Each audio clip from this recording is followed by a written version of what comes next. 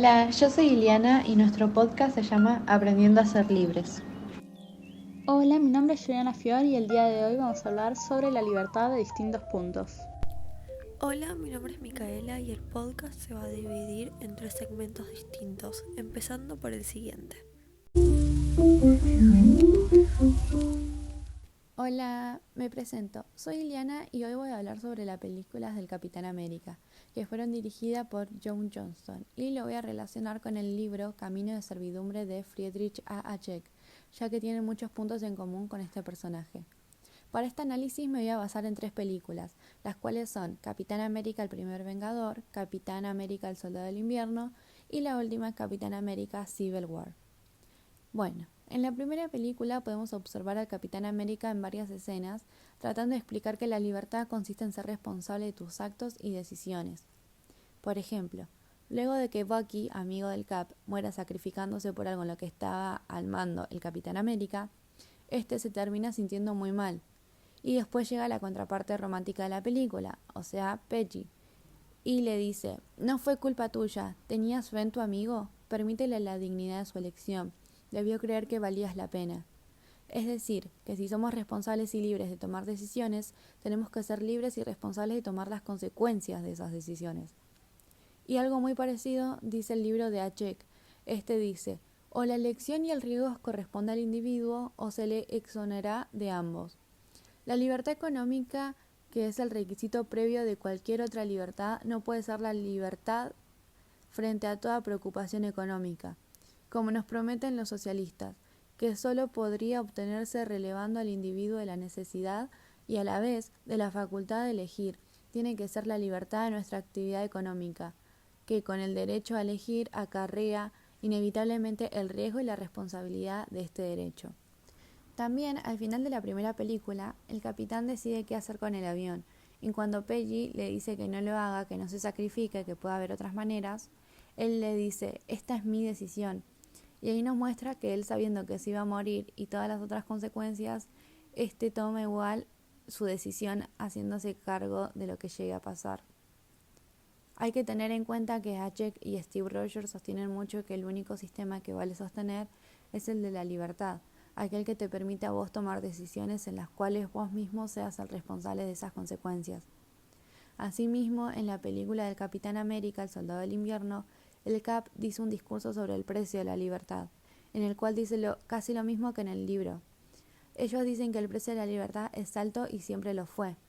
En el libro dice: es esencial que aprendamos de nuevo a enfrentarnos francamente con el hecho de que la libertad solo puede conseguirse por un precio, y que como individuos tenemos que estar dispuestos a hacer importantes sacrificios materiales para salvaguardar nuestra libertad.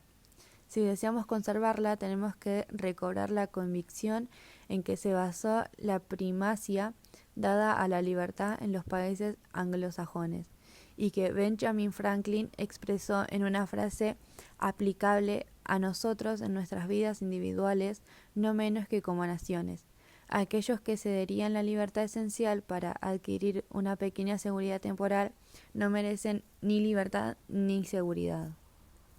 Esto lo hace cuando Steve decide enfrentarse al gobierno, asimismo cuando éste perdió sentido, ya que estos crearon un mecanismo en el Soldado del Invierno para controlar a los humanos. Como no tenían otra opción, el Cap empieza la revolución por la libertad, porque lo que le vendía a Shield en ese momento no era libertad, era miedo a base de la tecnología. Vamos a ver qué dice Hayek sobre esto. El libro dice: quizás no hayamos prestado bastante atención a un rasgo de la evolución intelectual de Alemania durante los últimos 100 años, que ahora, en una forma casi idéntica, hace su aparición en Inglaterra. La agitación de los hombres de ciencia en favor de una organización científica de la sociedad, el ideal de una sociedad organizada de cabo a rabo desde arriba.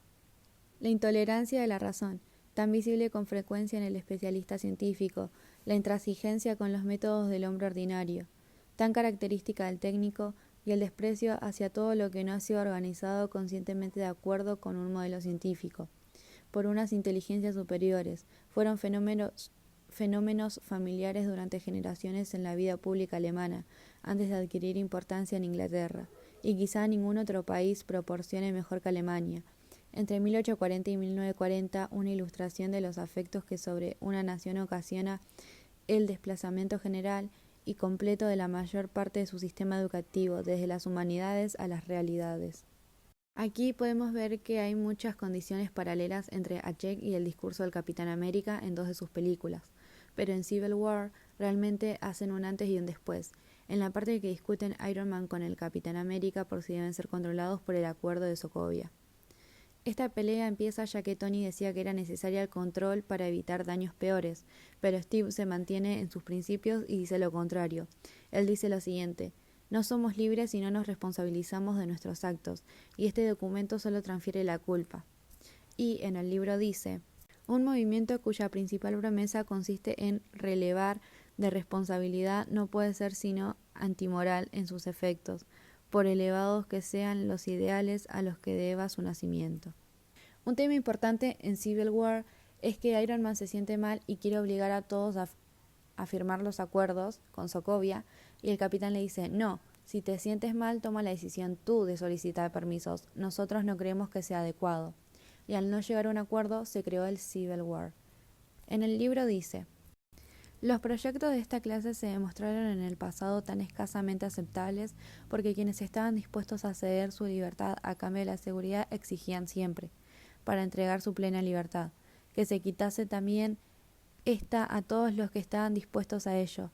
Es difícil encontrar justificación a una pretensión semejante. El Capitán América pone la libertad como la base de cualquier sistema político, es decir, el derecho a elegir y tener la responsabilidad de las consecuencias de tus elecciones. Ya para terminar, en el libro dice algo con la misma idea de Steve Rogers. Difícilmente preservaremos la democracia o fomentaremos su desarrollo si todo el poder y la mayoría de las decisiones importantes corresponden a una organización demasiado grande para que el hombre común la pueda comprender o vigilar. En ninguna parte ha funcionado bien, hasta ahora. La democracia sin una gran proporción de autonomía local, que sirve de escuela de entrenamiento político para el pueblo entero tanto como para sus futuros dirigentes.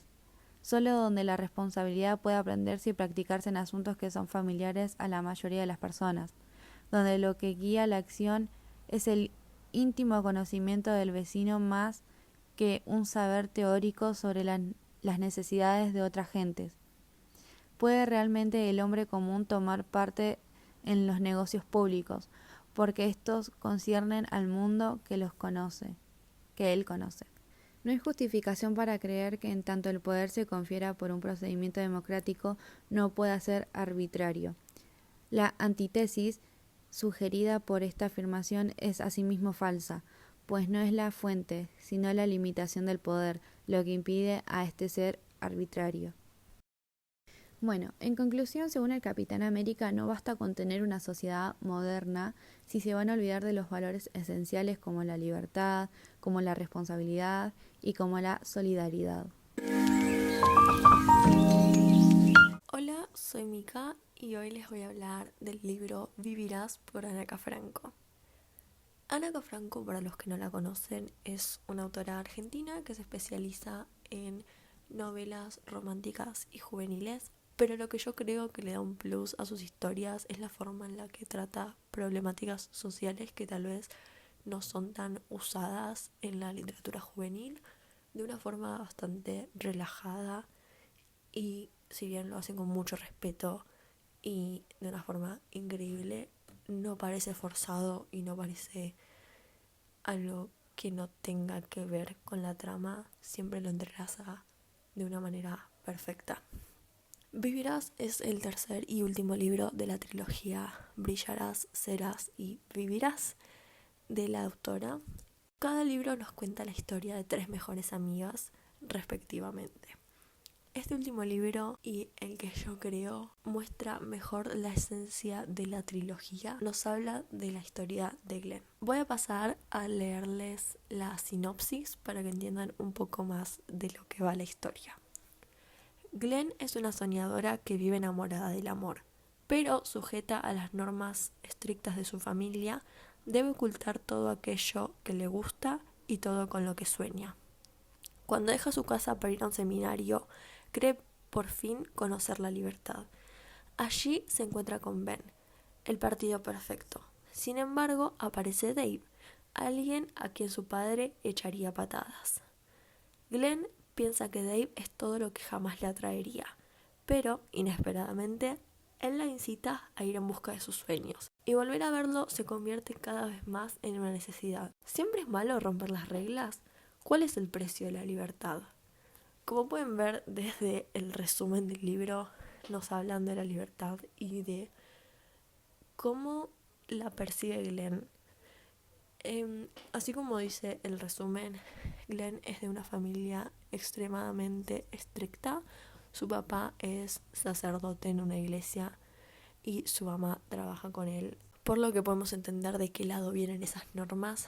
Glenn tiene varias hermanas y todas son sometidas a chequeos de celular y les revisan absolutamente todo. De hecho, hay una parte un poco graciosa del libro donde a Glenn le encuentran un PDF de Harry Potter y es el colmo para su padre porque como su hija va a estar leyendo Harry Potter y sobre magia. Así como dice, Glenn va a un seminario luego de terminar el colegio, así que tiene unos 18 años aprox. Y allí cree que por fin va a ser libre. Va a estar lejos de casa, su familia no la va a poder mandar y ella va a poder ser la mujer libre que siempre soñó ser, aunque cuando llega se da cuenta que eso no es tan así. Al principio del libro vemos como Glenn intenta de alguna forma cuestionar los pensamientos y mandatos de su padre, bastante en vano, tengo que decir, porque siempre la respuesta es lo digo yo y es así porque soy tu papá. De hecho, una de sus amigas en la historia, está en el libro, Seraz, queda embarazada a la misma edad que Glenn y eso para su padre es una señal de que no la tiene que ver más y de hecho no la deja verla. Ella organiza el baby shower con Val, que es la otra mejor amiga, en secreto. Glenn vivió muy poco de lo que un adolescente promedio viviría hasta esa edad. Salía muy poco. De hecho, no la dejaron ir al funeral de la hermana de Val porque tenía que ir a la iglesia ese día y no se podía perder un día de iglesia, aunque su amiga haya perdido a su hermana y la necesita al lado de ella. Como nos dice el resumen, al llegar al seminario se encuentra con Ben, quien es el partido perfecto, el chico perfecto, con notas perfectas y religión 10 puntos. Aunque con el paso del tiempo Glenn se va dando cuenta que es simplemente una fachada, que él no cumple absolutamente nada de lo que predica y dice ser. Lo que la decepciona bastante porque se empieza a dar cuenta que el mundo no es tanto como lo dicen y que incluso los mismos que predican la fe y ser de una manera perfecta ni siquiera lo son. Por otro lado, Dave siempre la incita y la lleva a cumplir sus sueños y vivir y ser libre a su manera. Es una persona muy muy linda y que se nota que busca la felicidad de otros y creo que es la persona que todo el mundo debería tener al lado sin importar qué, alguien que te apoye y que esté con vos en todo momento. Para darles un poco más de contexto, creo que tengo que contarles más a profundidad, aunque sea un poco lo que va pasando en el libro. Glenn va al seminario, como ya dije, y estando allí se entera que encontraron a Chloe, su hermana, besándose con su mejor amiga en los baños del colegio.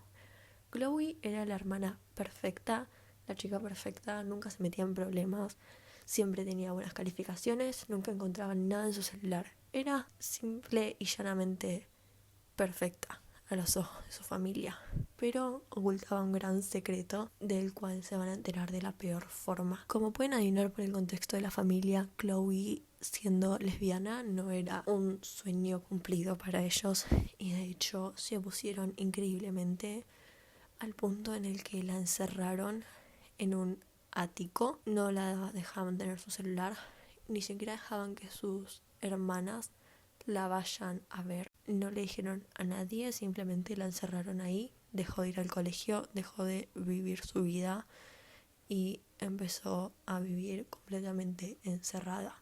Cuando Glenn la va a ver nos cuenta que la encuentra sentada a la luz de una vela escribiendo en un diario páginas y páginas pidiéndole a Dios que la salve de esta enfermedad que supuestamente tenía. Todo esto claramente es 100% influenciado por sus padres y su pensamiento bastante abusivo y tóxico sobre ella y sobre todas las hermanas en general. Un tiempo después a Glenn la echan del seminario por cuestionar demasiado lo que decían y entonces le propone a Dave irse a Los Ángeles a cumplir sus sueños. Lo único que le dice a su familia es: me voy a ir a Los Ángeles, no me busquen, los voy a llamar cuando pueda y cuando quiera, solo quiero que sepan para que no se preocupen demasiado. Van a Los Ángeles y empieza su camino a ser una cantante, empieza a hacer audiciones, canta en bares, etc., hasta que consigue un lugar en un show de talentos.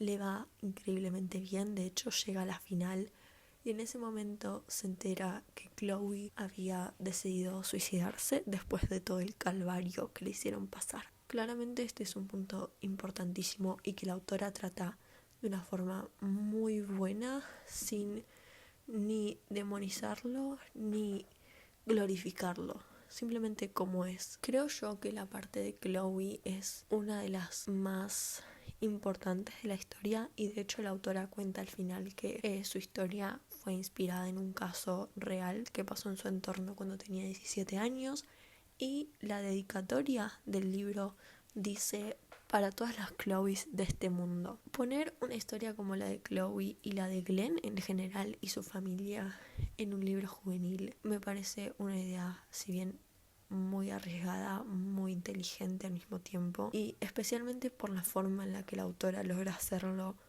sin que se vea ni como un libro de fantasía ni como un libro demasiado pesado. Al final del libro Glenn consigue su carrera musical, le va increíblemente bien, deja de hablar con su familia, lo que es bastante triste, pero nos muestra el hecho de que prohibirle la libertad a otros no va a hacer que se queden con vos más tiempo, simplemente los va a alejar más y más. Como dije, al final Glenn termina con una historia hermosa, es libre, es feliz, consigue todo lo que alguna vez quiso, no solo profesionalmente, sino también personalmente. Conoce el amor verdadero con el que soñaba, que es Dave, obviamente, y su relación es mucho más que simplemente amor, son mejores amigos, se bancan mutuamente en todo y de hecho si leen la historia lo pueden apreciar, tanto el desarrollo personal como de pareja de ambos y cómo desde el minuto 1 eran un equipo y no Glenn por un lado y Dave por el otro, sin ser amontonado y tóxico claramente. Pensando en qué libro usar para mi sección, tuve varias posibilidades y opciones, pero creo que Vivirás, ya el título lo dice, habla sobre una libertad más individual, si se quiere decir, espiritual, sobre cuestionar las normas y cuestionar lo que nos dicen y simplemente ser libres y aceptar quiénes somos y seguir nuestras propias normas, crear nuevas. La realidad de Glenn no es una muy apartada de la de muchos, donde tienen que seguir 500 reglas de la familia porque lo dicen y lo dicen ellos y no hay más verdad que esa. Y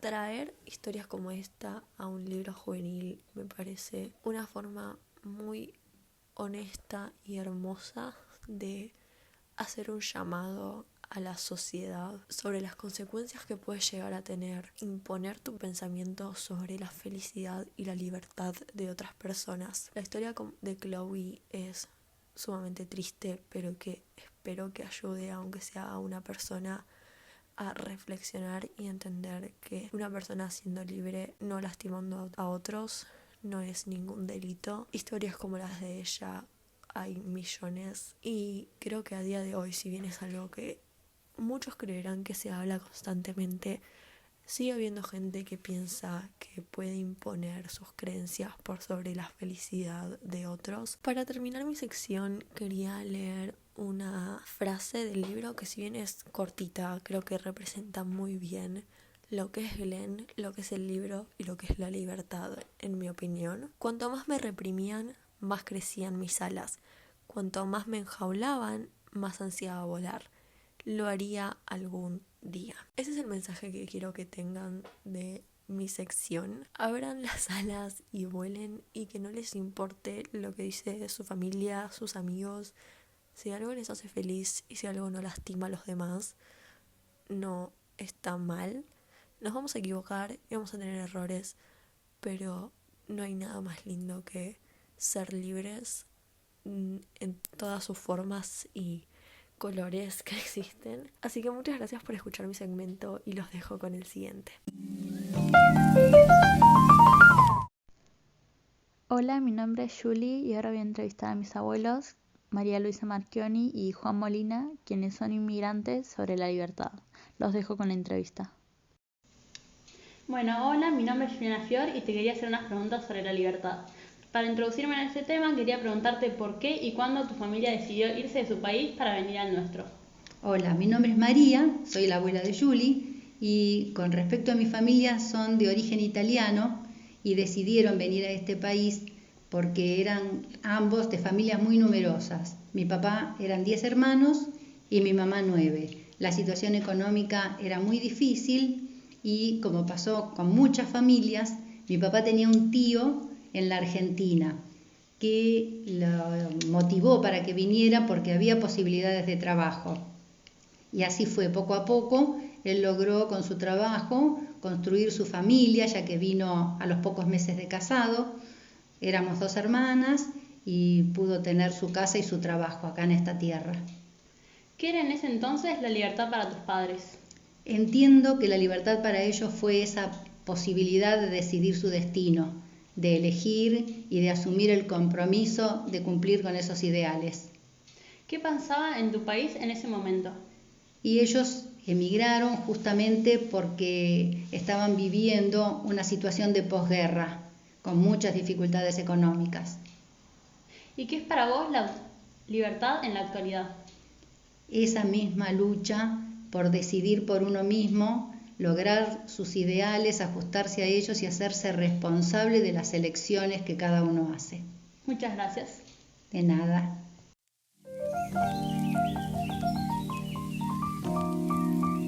Mi padre, mejor dicho, se vino de España para Brasil porque había muchos problemas sociales y económicos después de la guerra. Estuvo unos años en Brasil, volvió y después, por problemas económicos, se volvió a venir a Brasil, después a la Argentina, y después de un tiempo de estar solo, preparó los papeles, nos mandó llamar a nosotros y fuimos para unión familiar. En el momento que viajé yo ya no había problemas, seguía existiendo la dictadura de Franco, pero uno tenía trabajo y la vida más o menos era bastante aceptable y bastante digna. La libertad en la época de que mi papá viajó para acá, no existía libertad, porque había dictadura después de la posguerra. Como había gente que pertenecía a un bando, los que habían perdido la guerra, bueno, algunos lo pusieron preso, algunos lo fusilaron, otros escaparon. En ese momento no había mucha libertad. Cuando vino mi papá después de la guerra para acá, para Argentina. Pero cuando vinimos nosotros, todas esas cosas habían cambiado, no estaban del todo bien, pero habían mejorado un montón. Cuando yo salí de España para venir a la Argentina, tenía 17 años. En esa época tenía amigos, teníamos novias, salíamos todos los domingos al fútbol, al cine. Vivíamos la vida normal de adolescentes de nuestra edad, trabajábamos todo el día, yo trabajaba casi 12 horas por día, excepto sábado, excepto los domingos, tenía un buen sueldo y tenía una vida pasable muy buena, ningún problema. Y como mi papá nos llamó para juntarnos con él, bueno, decidimos venir por la unión familiar. No había ningún inconveniente, ni económico ni social de ningún tipo.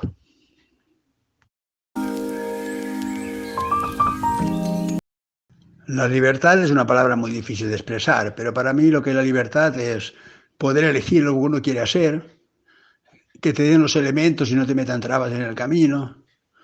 También la libertad de opinión, o sea, decir tu verdad, tu opinión, y sin que sea censurada por ningún motivo.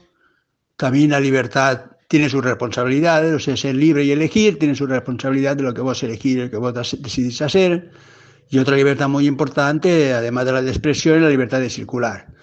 Circular por tu país sin que nadie te lo impida, cruzar la frontera hacia otro país, volver de nuevo, sin que te pongan trabas ni económicas ni políticas de ningún tipo. Eso se llama libertad de circulación, y libertad de expresión sería la anterior.